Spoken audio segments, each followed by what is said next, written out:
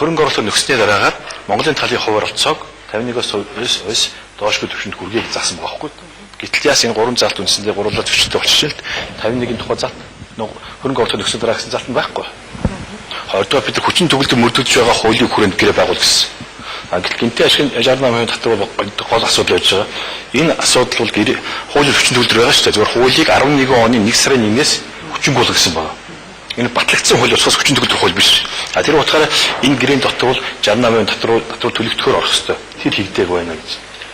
Тэгээд дараа нь гэх юм бол олон асуудал бас нэг асуудал гэх юм бол таах мэдчихэж байгаа шүү дээ. Бид 34% авахтаа зөвхөн охин компанийн 34%-ийг авсан байж. Зөвхөн толгой компанийнхаа хувьцаатай тэр хувьцаа нь хүрэгдэг байх хэрэгтэй байхгүй юу?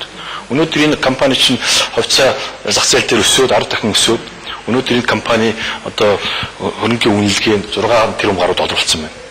6 гаруй тэрбум доллар гэж юу гэсэн үг юм? Хэрэв 34% Монголын төрөх гэж үсэх юм бол 2 тэрбум доллар Монголын болох хэрэгтэй байна да.